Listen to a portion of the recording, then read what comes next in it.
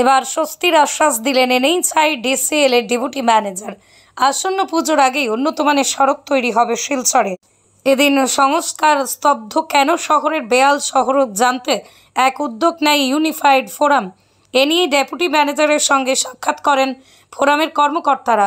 সড়কের দৈন্যদশার কারণ দরুন পূর্ত বিভাগ, PHE সহ একাধিক সংস্থাকে সোজাসুজি কাঠগড়ায় দাঁড় করান এই ডেপুটি ম্যানেজার। তিনি বলেন, বছর দুয়েক হলোই পূর্ত বিভাগের থেকে সড়ক সংস্কারের দায়িত্ব নেয় NHIDCL, আর পূর্ত বিভাগের পাপের ফল গালাগাল ভোগ করতে হচ্ছে NHIDCLকে। তাদেরকে কোনো কিছু না জানাই সড়কের পাশেই চলছে গর্ত খোঁড়ার কাজ। তাছাড়া পূর্ত বিভাগের কিছু অপরিকল্পিত ড্রেনের কাজ ও PHE পাইপলাইন লিকের দরুন এহেন দৈন্য দশা সড়কের। তবে ইতিমধ্যেই সড়কগুলির চেহারা পাল্টাতে রিজিওনাল অফিসে চিঠি লিখেছেন তারা। পুজোর আগে সড়কের সংস্কার করতে পারবেন বলে আশাবাদী তিনি।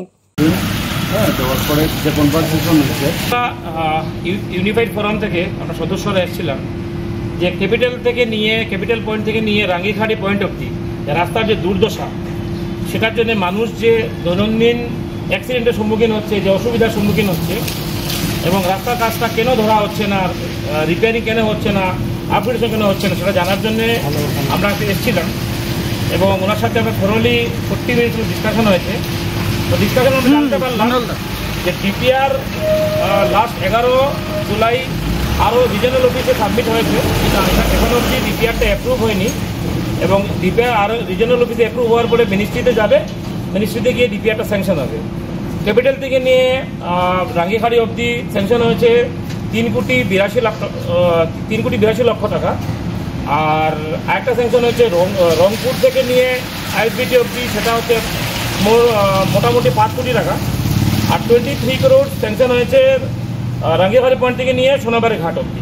এই 3টা স্ল্যাব অলরেডি DPR জমা হয়ে গেছে গভর্নমেন্ট থেকে। এটা মানে ভার্বাল স্যাংশন মোটামুটি ডান, টেন্ডার হবে, ওটা কাজ স্টার্ট হবে। তো আমি জিজ্ঞেস করেছিলাম যে টেন্ডার প্রসেস দুর্গাপূজা চলে আসে, তো শিলচর শহরের মানুষের দুর্গাপূজাটা কী হবে, এই রাস্তার ভোগান্তিতে পূজা বরবাদ হয়ে যাবে।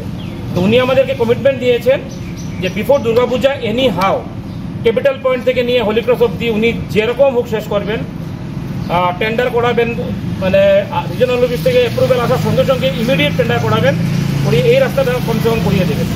তারপর কিছু ড্রব্যাকস উঠেছে, যেমন ইলেকট্রিক পোল রাস্তার মধ্যে আছে, ড্রেনেজের গ্রেডিয়েশন নিয়ে, গ্রেডিং নিয়ে কোয়েশ্চেন উঠেছে, হুইপুল নিয়ে কোয়েশ্চেন উঠেছে।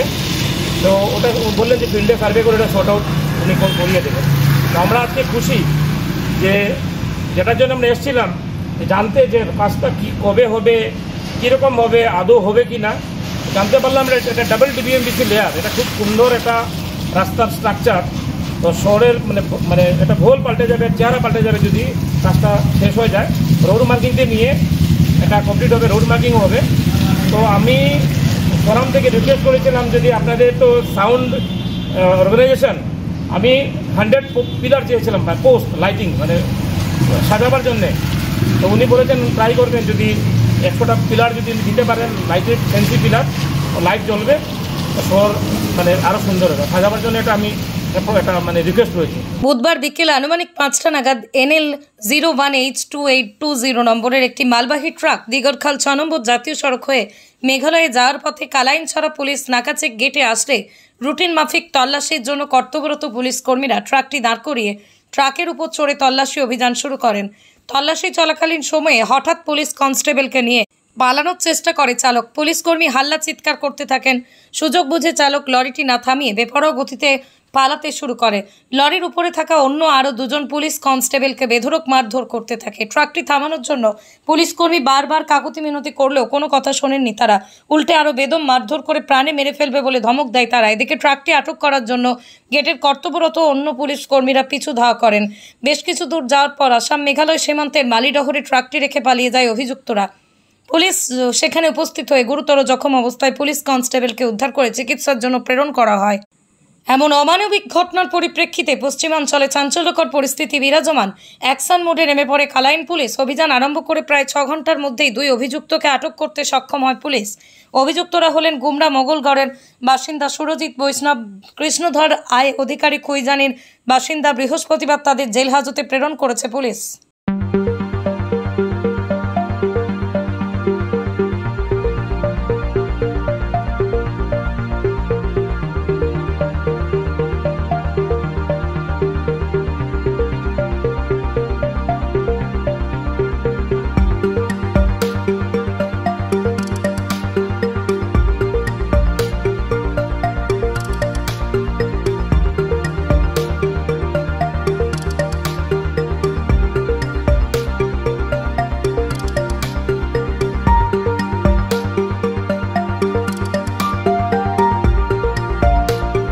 শিলচর পৌরসভার দায়িত্বে থাকা এক্সিকিউটিভ অফিসারের মৌখিক প্রতিশ্রুতির কারণে সাময়িকভাবে স্থগিত রাখলেন Silchar urban water supply sewerage বোর্ডের 17 মাসের বকেয়া বেতন সহ আরও অন্যান্য ন্যায্য দাবি আদায়ের কারণে বিগত দিনের আন্দোলনকারীদের পক্ষে সাংবাদিকদের জানান Assam water supply board worker and employees অ্যাসোসিয়েশনের সভাপতি বিশ্বজিৎ পাল চৌধুরী ও সাধারণ সম্পাদক বিশ্বজ্যোতি দাস বলেন, শিলচর পৌরসভার এক্সিকিউটিভ অফিসারের সঙ্গে একটি সভায় তাদেরকে আশ্বাস দেওয়া হয়েছে যে তাদের দাবিগুলো পূরণ করা হবে। তাদের যে বিভিন্ন সমস্যার সমাধানের জন্য আন্দোলন স্থগিত রেখেছেন, তারা আরও বলেন তাদের সমস্যার সমাধান না হয় যদি তাহলে তাদের আন্দোলন আবার পুনরায় চালিয়ে যাবেন বলেই জানান। যারা এখানে সাংবাদিক বন্ধুরা আছেন এবং বৈদ্যুতিন চ্যানেলের যারা বন্ধুরা আছেন তাদেরকে ধন্যবাদ জানাই যে আপনাদের প্রচেষ্টা এবং সহযোগিতার ফসল হিসেবে urban water supply and sewerage বোর্ডের যে কর্মীদের দীর্ঘদিনের একটা দাবি ছিল, বর্তমান এক্সিকিউটিভ অফিসার শিলচর মিউনিসিপ্যালিটি বোর্ডের ইতিবাচক পদক্ষেপের ফলে সাময়িকভাবে আমরা কিছুটা আশ্বস্ত হতে পেরেছি এবং তার জন্য আমরা আপনাদের পাশাপাশি chief executive officer Silchar municipality বোর্ডের এবং যিনি এডিশনাল ডেপুটি কমিশনার শিলচরের ওনাকেও আমরা ধন্যবাদ জানাই। তবে আমাদের যে আন্দোলন ছিল আপনারা জানেন, আমরণ নয়, সেটা রিলে অনশন। রিলে অনশন ধর্মঘট ছিল 29 তারিখ সকাল 8টা থেকে 1 আগস্ট সকাল 8টা পর্যন্ত 72 ঘন্টার।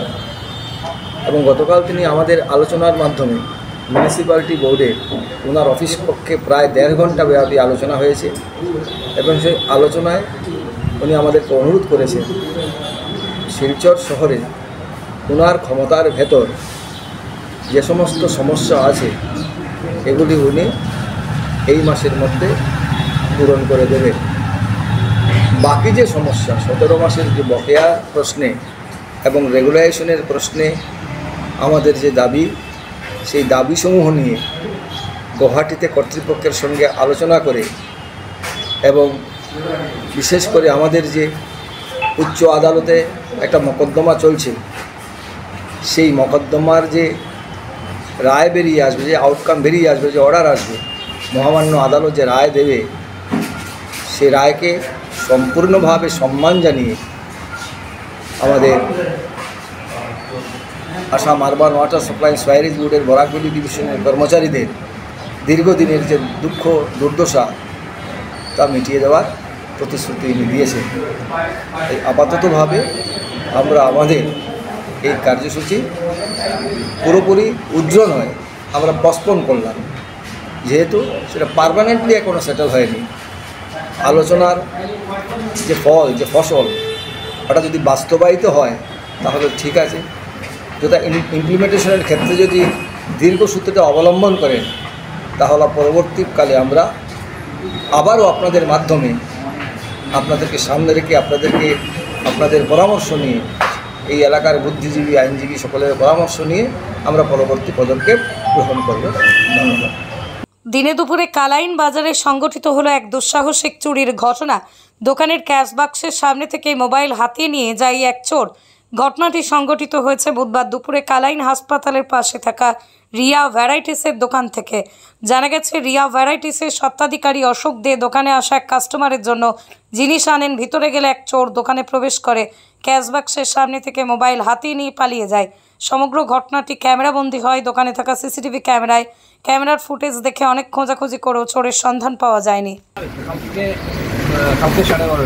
দুপুরবেলা মানে আপনারা কিনারও আসছিলেন? আমি তো আসলাম বসা, একজন কাস্টমার আছে তার মালটা আর ও চান্সে নিয়ে গেছে, মানে মানুষরা চিনতে পারছেন না?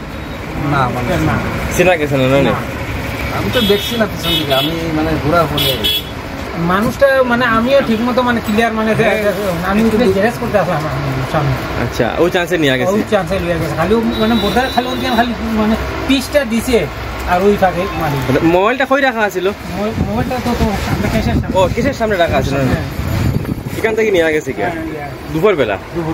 শ্রীকোনা জিপির হাতিরহার পিডব্লিউডি সড়কে শিববাড়ি থেকে কান্দিগ্রাম হয়ে দক্ষিণ মানিকপুর শিববাড়ি পর্যন্ত বেহাল রাস্তা সংস্কার ও পাকা করার দাবিতে 25শে জুলাই 2024 শালচাপড়া ব্লকের বিডিও মহোদয়ের কাছে স্মারকপত্র প্রদান নিখিল ভারত গণতান্ত্রিক মহিলা সমিতি ও সারা ভারত কৃষক সভা কান্দিগ্রাম প্রাথমিক কমিটির সদস্যরা ব্লক অফিসে জমায়েত হয়ে বিডিও মহোদয়ের হাতে স্মারকপত্র তুলে দেন। উল্লেখ্য, এবারের বন্যায় কান্দিগ্রামের রাস্তার অবস্থা বেহাল করে দিয়েছে। রাস্তার সাইডে থাকা ওয়াল ভেঙে নিয়ে যায় বন্যায়। বর্তমানে রাস্তার অবস্থা বেহাল, কাদায় ভর্তি রয়েছে রাস্তা। ছাত্রছাত্রীরা স্কুলে যেতে পারছেন না। বয়স্কদেরও রোগীকে রাস্তা দিয়ে নিয়ে যাওয়া কষ্টসাধ্য ব্যাপার হয়ে দাঁড়িয়েছে। বিগত দিনে ওই রাস্তায় বরাদ্দকৃত টাকা সঠিকভাবে কাজে না লাগায় এর দুর্ভোগ গ্রামের মানুষকে পোহাতে হচ্ছে। মহিলা সমিতি ও কৃষক সভার সদস্যরা বিডিও মহোদয়ের সাথে বিস্তারিত আলোচনা করে বলেন, অতি সত্বর রাস্তা সংস্কার ও পাকা না হলে বৃহত্তর আন্দোলন গড়ে তোলা হবে। আমরা আজকে নিখিল ভারত গণতান্ত্রিক মহিলা সমিতি, কান্দিগ্রাম প্রাথমিক কমিটি এবং সারা ভারত কৃষক সভা আমরা যৌথভাবে আজকে শালচাপড়া ব্লকের বিডিও মহোদয়ের কাছে আমরা একটি স্মারকপত্র দিয়েছি। স্মারকপত্রের দাবিগুলি হচ্ছে যে শ্রীকোনা জিপির হাতিরহার পিডব্লিউডি সড়ক থেকে কান্দিগ্রাম হয়ে দক্ষিণ মানিকপুর শিববাড়ি পর্যন্ত যে রাস্তা, সেই রাস্তা সাংঘাতিকভাবে বেহাল। সেই রাস্তা বর্তমান যে বিগত দিনে যে দুইবার বন্যা হয়ে গেল, সেই বন্যায় রাস্তার অবস্থা খুবই বেহাল এবং বিপর্যস্ত হয়ে পড়েছে এবং বন্যার জলে রাস্তার সাইডে যে ওয়াল ছিল সেই ওয়াল ভেঙে চুরমার করে দিয়েছে। ফলে এখানকার যারা সাধারণ মানুষ, যারা গরিব মানুষ, তারা রাস্তা দিয়ে হাঁটতে পারছে না। বৃষ্টি হলেই কাদা, এখানে কাদা ভর্তি রাস্তা এবং এই রাস্তা দিয়ে যারা স্কুল কলেজে ছাত্রছাত্রীরা যেতে পারছে না এবং রুগী অসুস্থ হলে রুগীকে মেন রোডে নিয়ে যেতে অনেক কষ্ট করতে হয় এবং বয়স্ক মানুষও হাঁটতে পারছে না।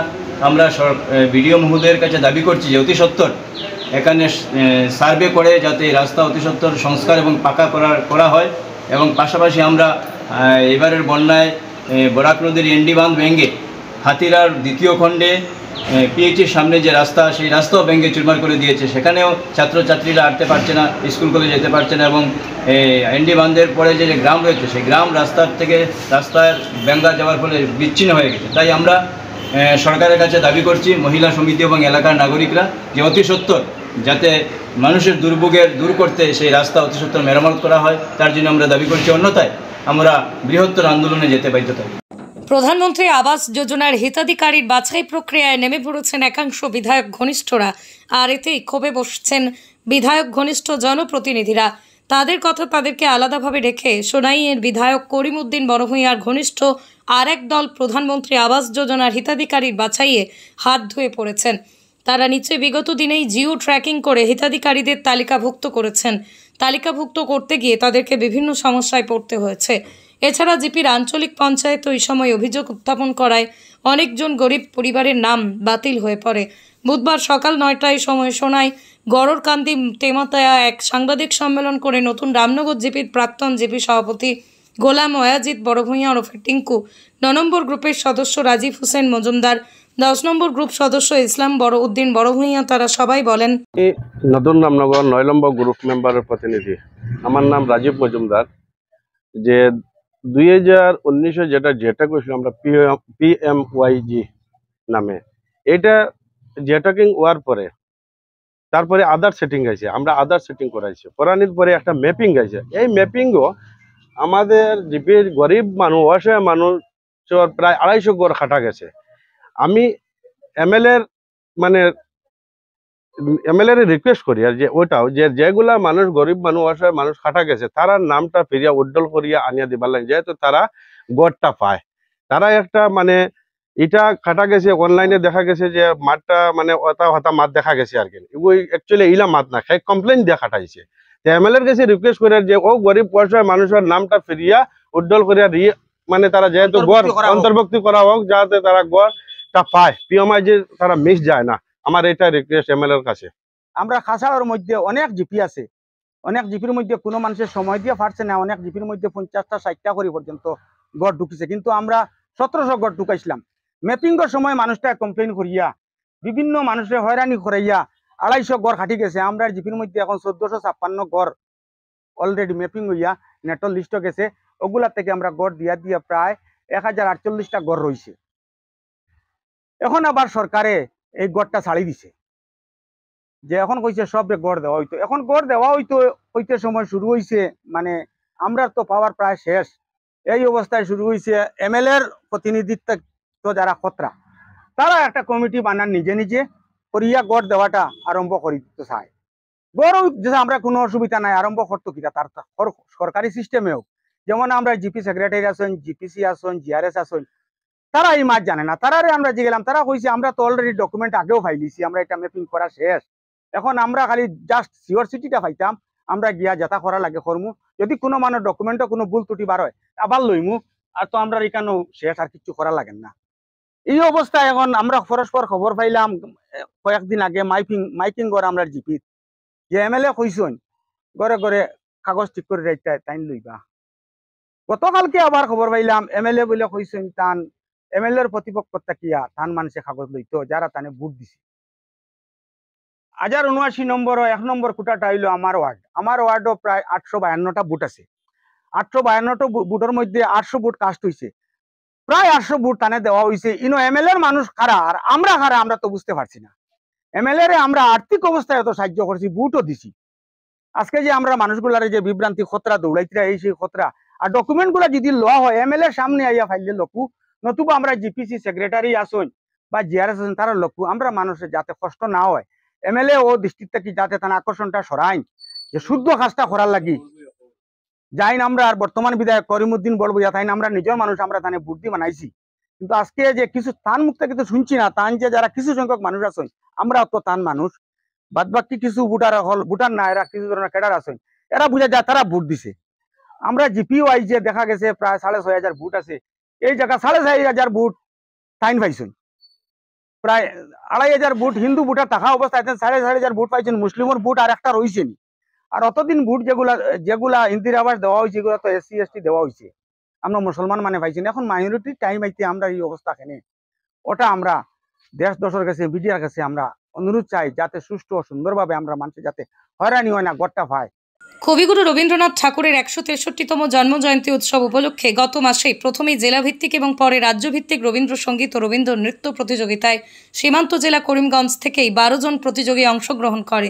তাদের সঙ্গে জেলায় 4 শতাধিক শিল্পীদের মধ্যে বাছাই করা বিভিন্ন ভাষাগোষ্ঠীর শিল্পীদের ও শিলচর হাইলাকান্দির নির্বাচিত শিল্পীদের নিয়ে সবার হৃদয় রবীন্দ্রনাথ শীর্ষক সাংস্কৃতিক সন্ধ্যার আয়োজন করা হয়েছে। উক্ত অনুষ্ঠানে গুণীজন সংবর্ধনা, পুরস্কার বিতরণী আলোচনা সভা অনুষ্ঠিত হয়। এই অনুষ্ঠানে বিশেষ আকর্ষণ হিসেবে ছিল একই মঞ্চে বাঙালি, অসমিয়া, ডিমাসা, চা বাগিচা, মণিপুরী সহ নানা ভাষাগোষ্ঠীর শিল্পীরা এককভাবে নাচে গানে কবিকে শ্রদ্ধা নিবেদন। আমি যাব করিমগঞ্জ, চিন্তা করুন না, টপিকটা অনেক ভালো। কিভাবে সবাই হৃদয়ে রবীন্দ্রনাথ ঠাকুর বাঁচবে না, সবাই হৃদয়ে। আপনারা এখানে বলেন তো জনগণ মন কে জানে না? সবাই জানে না, না জানে? কে আছে এখানে জনগণ মন এই গানটা পরিবেশন করতে পারে না? হাতটা উঠান। সবাই জানে? কে কে জানে? হাতটা উঠান। রবীন্দ্রসঙ্গীত, জনগণ মন রাষ্ট্রীয় সঙ্গীত, সবাই জানে? আমরা সবাই শিখে আছি। আমরা ক্লাস 1-এ যে স্কুলে যে সময় আমি যাই, ফার্স্ট আমার গান কি হয়? জনগণ মন। আমরা জনগণ মন শিখি ক্লাস 1 থেকে। আর আমরা কতদিন এই গানটা পরিবেশন করবে? কতদিন? আমরণ আমরা এটা পরিবেশন। তার মানে ভারতবর্ষের 140 কোটি জনগণের হৃদয়ে রবীন্দ্রনাথ ঠাকুরের। রবীন্দ্রনাথ ঠাকুর বিশ্বগুরু, তিনি একমাত্র সাহিত্যিক যে ভারতবর্ষে নোবেল প্রাইজ সাহিত্য জন্য দিয়েছে। গীতাঞ্জলি কবিতা, সেই গীতাঞ্জলির জন্য উনিকে নোবেল প্রাইজ দিয়েছে। আর আমরা গৌরব অনুভব করি, রবীন্দ্রনাথ ঠাকুর আমাদের গৌরব। আলাদা সেই পশ্চিমবঙ্গের গুরু নয়, আলাদা সেই বাঙালির গুরু নয়, সে সমগ্র ভারতবর্ষ হিন্দু, মুসলিম, শিখ, ইসাই, Jain, Parsi, Buddhist, tribal, general Brahmin Kshatriya বৈশ্য শূদ্র সবাই গুরু। আমাদের ভারতবর্ষ নয়, অনেকে কি বলা যায় বিশ্বগুরু। বিশ্বগুরু কবি রবীন্দ্রনাথ ঠাকুর। বিশ্বগুরু হলেন তো উনি পুরো বিশ্বর জনগণের হৃদয়ে আছে। সেই জন্য টপিকটা একটা সুন্দর টপিক, সবাই হৃদয়ে রবীন্দ্রনাথ ঠাকুর। কেউ বলছে না এটা হিন্দুর হৃদয়ে, মুসলমানের হৃদয়ে, এইটাও বলছে নাকি ভারতবর্ষের জনগণের হৃদয়ে, পুরা বিশ্ব হৃদয়ে রবীন্দ্রনাথ। টপিকটা অনেক ভালো। আমরা পুরো অনুভব করি জনগণ মন, হিন্দু গাই, খ্রিস্টান গাই, বুদ্ধিস্ট গাই, সবাই ভারত স্বাধীনতার সময় এটা রাষ্ট্রীয় সঙ্গীত আমার অ্যাকসেপ্ট হয়েছে। আর সব জাতি জনগোষ্ঠী, সব রিলিজন এই সঙ্গীতকে অ্যাকসেপ্ট করেছে, আমার রাষ্ট্রীয় সঙ্গীত হয়েছে জনগণ। আর সবাই আমরা খুব আনন্দ পেয়ে এই জনগণ দিয়ে আমরা 26 জানুয়ারি, 15 আগস্ট